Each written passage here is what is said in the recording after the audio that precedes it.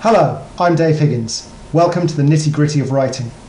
Simon Canton asked me to make this guest appearance to explain my four-stage process for polishing a draft. First, I reformat the draft. Second, I read it through looking for the big picture. Third, I deal with the major, large-scale tweaks. Fourth, I deal with the small-scale spelling errors, grammar, and format niggles. First stage is to reformat the manuscript. So I export it from where it is into a different format. So from Scrivener to Word, from Word to YWriter, or from YWriter to hard copy. This creates something that my brain views as being a new item, so I can get a better impression of how the reader will experience it without automatically falling into the feeling I had when I was writing it. Once I've got the new manuscript, I go through the entire thing trying to avoid taking any notes at all. I'm looking for the big picture. Does the story as a whole flow well? Are there any huge gaps where it jumps from one place to another in a way that the reader won't expect because they don't have detailed knowledge stored in their head? Once I've read the entire thing, I set it aside to give my unconscious a chance to work on it as well, to give me a new perspective on the things that I didn't consciously pick up, and also to leave behind my immediate feeling that because one little thing was wrong, the entire draft is wrong. Once I've got some perspective, so anything from an hour or so for a short story to the next day for a full-length novel manuscript, I start again with the first paragraph, looking for the larger inconsistencies and anomalies. So is the character voice the same all the way through? And because I've read the entire thing recently and I've got a fresh image, I'm not stuck with the idea that each character voice has to be a continuation of the first instance. I can decide I want to change the first few speeches by a character to better match the voice that they had towards the end of the story. I can also change paragraphs so that they focus more on the events of the story and less on irrelevancies, so that things that happened later in the story have more foreshadowing if they need it, and things that either accidentally or intentionally I've put in there that turn out not to go anywhere, to not progress the story, can be trimmed out so that the story moves along faster and the reader is carried from plot point to plot point rather than drifting away from the line. Once I've tidied through the paragraph, I then give it a quick read through to make sure that it flows well on the page and aloud, so that however the reader is experiencing it, they've got a fluid style to match the flow from plot point to plot point that I've inserted. I deliberately leave any spelling mistakes, grammar mistakes that turn up here alone unless they're really bothering me, and come back to them in the next stage. Once I have the entire draft redone to fit the new, tighter, faster flow with the more consistent voice and events, I then go through again, polishing the spelling, the grammar, fixing any missing words that might have slipped in when I've copied and pasted or editing things. I then set it aside again, to brew in a drawer so I can gain new perspective before I come back to it to decide whether it needs another cycle of editing. I'd like now to take you through a short example of how that works on a real manuscript. This is episode 4 of Green Star, the series I'm working on with Simon. I read the entire piece through yesterday and I started work on the first section this morning. So I'll now take you through the start of the second section as I do the detailed work through. So I prefer to work on paragraph chunks rather than sentences to avoid having to write a sentence and then discover that the next sentence might fit better with it. So here we've got two of the characters walking through a busy cargo port and discovering that one of them is dressed as a cowboy. So the first sentence sets up what's going on, clear, follows on from the previous section. As they got closer to the nearest man, Josie had a chance to studying him closer. So two closest there, so that's slightly jarring to the eye. He was dressed in strange clothing that Josie recognised at once.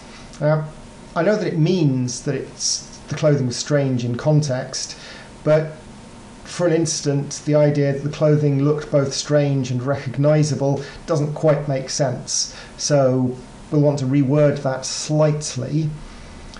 So as they got closer to the nearest man, Josie realised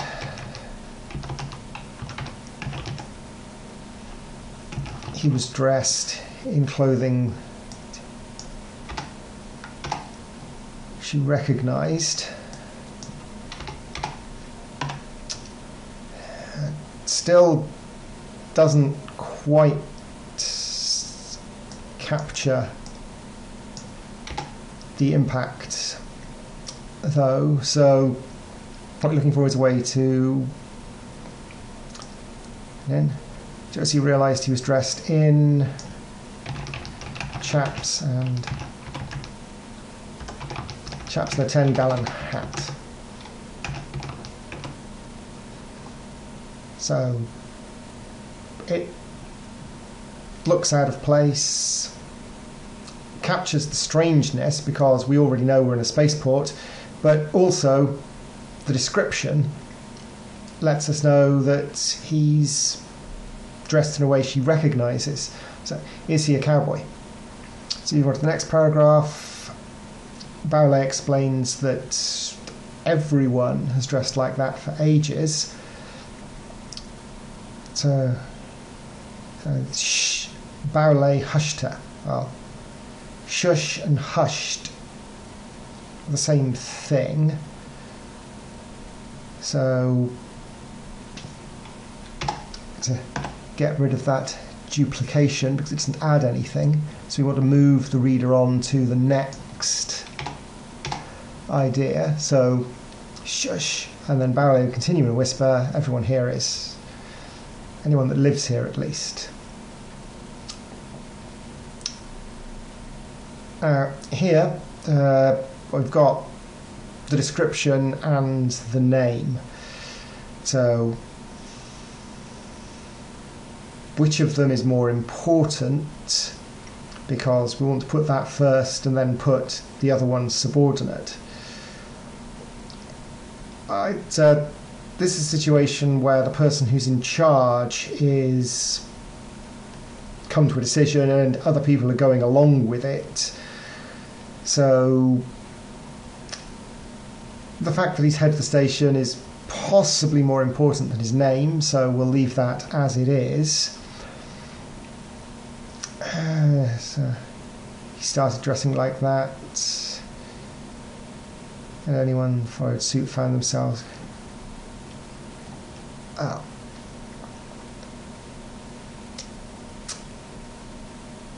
people are who, not that, because they're not objects, so possibly slightly better.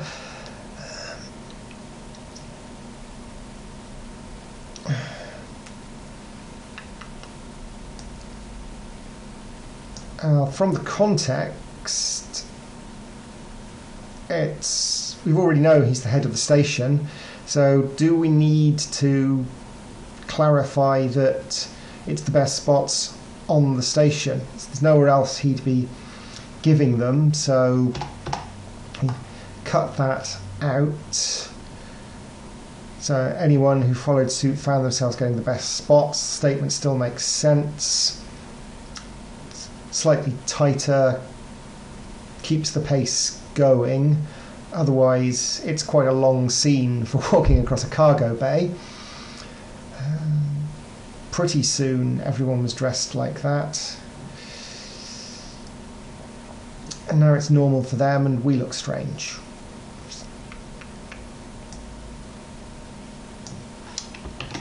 Again, pretty.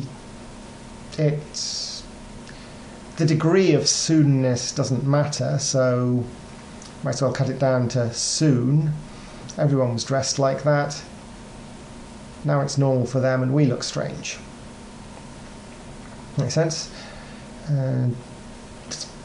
Next, Josie agrees with the feeling that they might think she looks strange.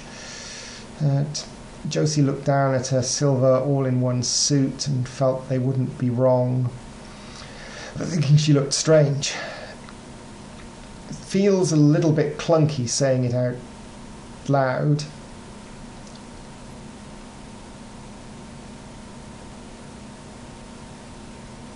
So part of the problem is it's quite a long sentence, so start by splitting it in two. Josie looked down at her silver all-in-one suit.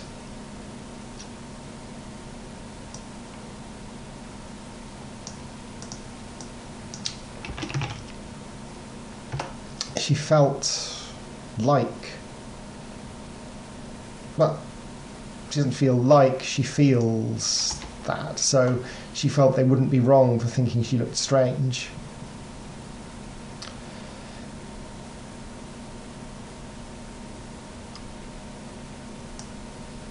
It's still quite a long way round of saying that she thinks the suits look strange. So change that to tended to agree with them. Josie looked down at her silver all-in-one suit. She tended to agree with them, yes. They continued past the idle cowboy and turned left at the end of the row, so going to a mobile home with some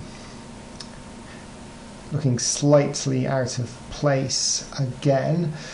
So going through the paragraph,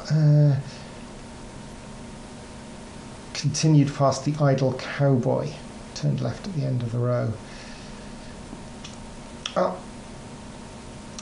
We've just established that they're all dressed as cowboys, so the cowboy isn't really a good description.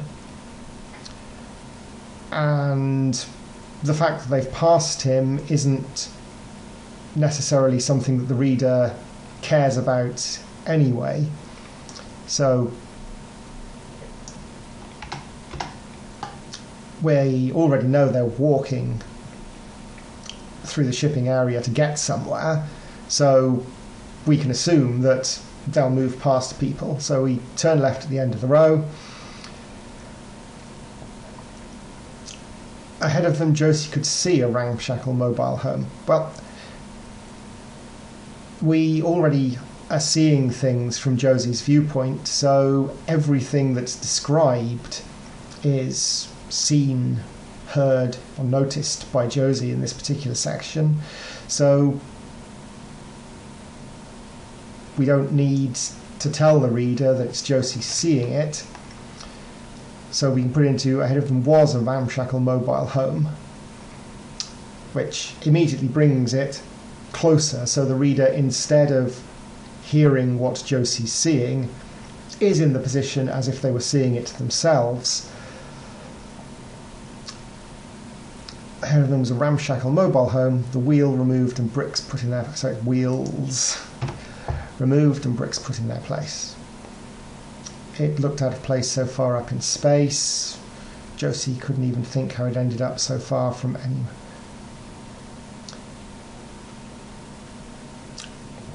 Josie couldn't even think.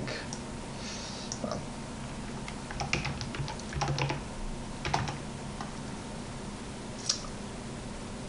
I prefer imagine to think. It captures more the speculative aspects of how it would have got here. It's so far up in space.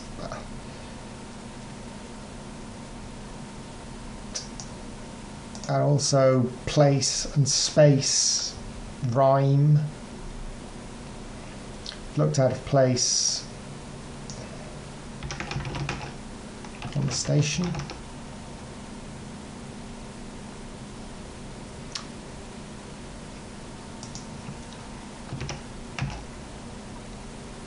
So out of place on the station.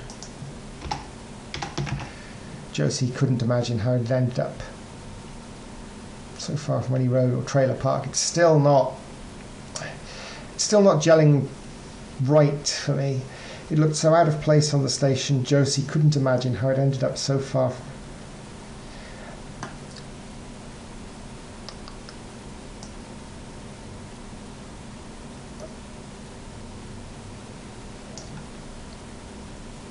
how it had ended up, how it ended up.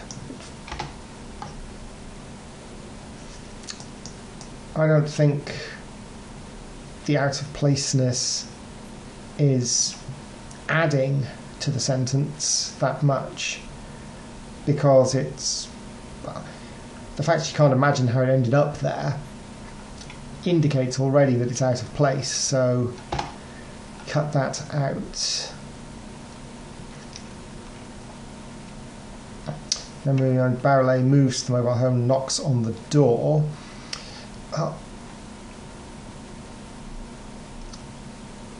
It's a clear sentence, but it's possibly a little too descriptive of the events rather than the key events. And the fact he walks to the door before he knocks on it, rather than running or jogging or hopping, might be significant if we cared how they were moving across. But the thing that's significant is that he knocks on the door of the mobile home. So cut that down just to the key information, and then let's just move on to the next information. Enter woman's voice called from inside. Nothing objectionable there. Josie followed Bowley into the mobile home. A woman with curly red hair and a pink cowboy suit, matching hat.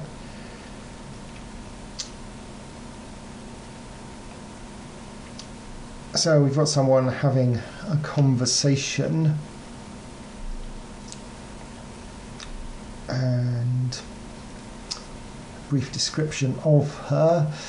One with curly red hair and a pink cowboy suit with matching hat, sitting at the small dinner table inside, talking on her handy talk. It's quite a long sentence. So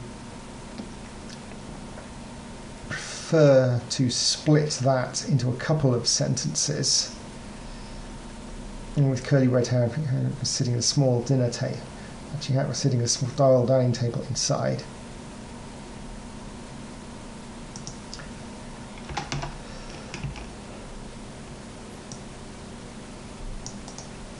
So we take the fact she's talking on the handy talk and add it into the next sentence. She held up a finger for them to wait, and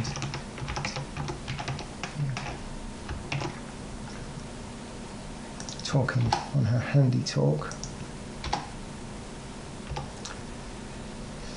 I don't care what he says. I ordered them 6 weeks ago. You better get my...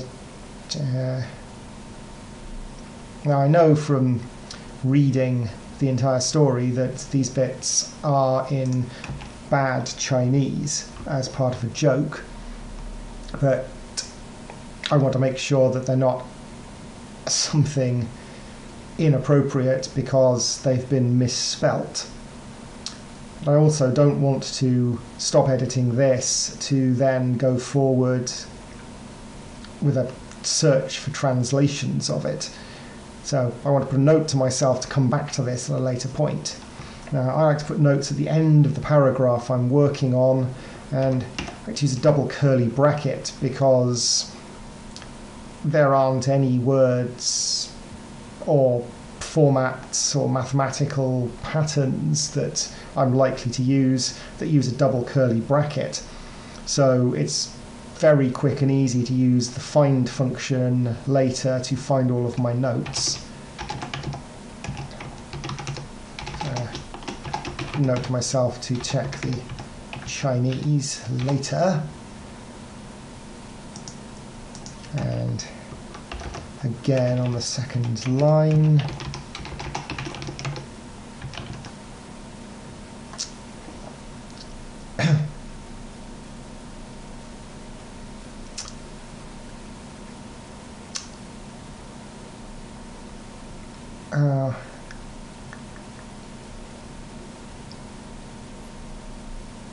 So that's there. He guns up here before the industrious gets here. I'm going to shove this plating up his backside. Since sorry, the man is whatever. Josie held her hand out. The woman took it. So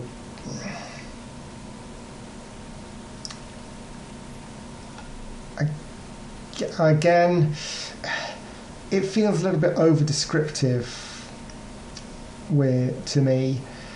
We don't have anything in this story where people are making anything of shaking hands, so I've got to cut that down to shook hands with the woman,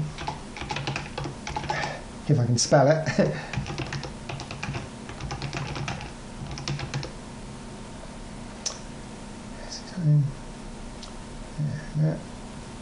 Mary Planchet, chief engineer. The woman say, captain, not fine. We got into a bit of trouble with calamari, so we need repairs. We also need just check the what was it, ballet, that's all fine. And yeah, ballet prompts they're looking for blue streakium. Now, I'm not sure if that's funny or not. It's effectively immensely powerful rocket fuel, so it makes you go like a blue streak, but review name, I'll come back to that later and just see if there's something funnier I could drop in there. Potentially there won't be, but I don't want to spend too long dwelling on it.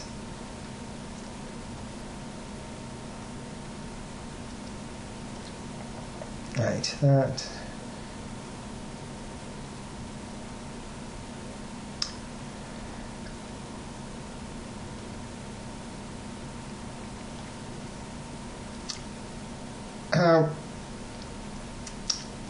Here, this is a perfectly natural sentence that someone might say in real life, but fictional dialogue needs to be slightly tighter than standard dialogue. Certainly if you were writing a story in which I was doing this explanation, the audio wouldn't have the pauses, repetitions and verbal wanderings that this video has. So I don't think we need both of the expositions of her indicating that it's that, so we'll cut that down to right, and then moves on to what she wants, decade supply of blue streakium. No problem. So Mary tells them that they've got what they need. They've got some more things. Okay. We've also got a bunch of armour plating that I was going to put on the flagrant, but they lived up to their name and haven't paid their bill for the last time. It should be... Oh. We've also got a bunch of armour plating that I was going to put on the flagrant, but they've lived up to their name and haven't paid their bill from the last time. The sentence doesn't feel quite right when I say it out loud. A bunch of... It's incredibly picky points, but armour's usually sheets rather than bundles, so I've got a pile of armour plating that was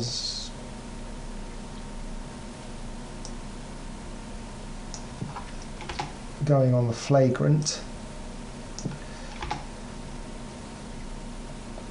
but they've lived up to their name and haven't paid their bill from last time.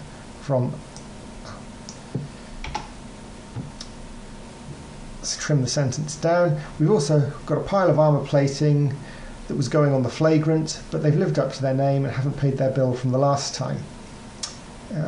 Looking at it again, I'm divided about that comma. Is it a comma, or are they separate enough that it in their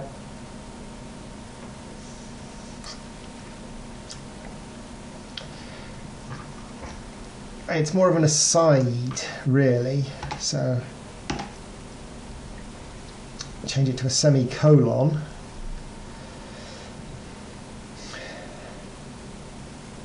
And then Josie wants to accept the armour plating, but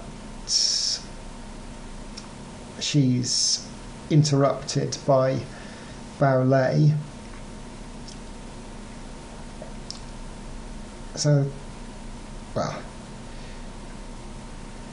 we know she's interrupted, so began is a little bit unnecessary, so we'll replace that with a more neutral said, so it blends more into the background. The reader will just skim over that, and that sounds good. Good and go use a different sound, so that sounds go, that sounds goo. People are going to read it as go rather than goo. So if we take that out, well, the end of a page seems like a good place to take a break, so I'll leave you here and back to me on the webcam. Once I've gone through the entire manuscript that way, I go through again from the top, reading through all of the notes that I've made and resolving them, just to make sure that I've done all of the large-scale changes to the text I'm going to do before I move on to the next stage, checking spelling, punctuation and consistency. Now, that's quite boring to watch, so I'm not going to take you through that in detail, but one of the things that I always make sure to do is a find and replace on words that can be spelt more than one way or formatted more than one way, where I know that I don't always do them the same way. For me, that's particularly no one. Sometimes I hyphenate, sometimes I don't. When I'm writing, I don't want to stop to try and remember which one I've been using, so I just use whichever one. So I'll tidy that up in the last stage, along with the more strict grammar and punctuation, so that everything's consistent. Then I'll set the document aside and mark the draft as completed. And then before I do anything with that draft, obviously I'll start the process again just to make sure. If it is, once I've given it the full read through, still solid, then I might not bother with another rewrite after that, but that's on a case-by-case basis. So to recap, I start off by changing the format of the document, so I'm approaching it more as a reader.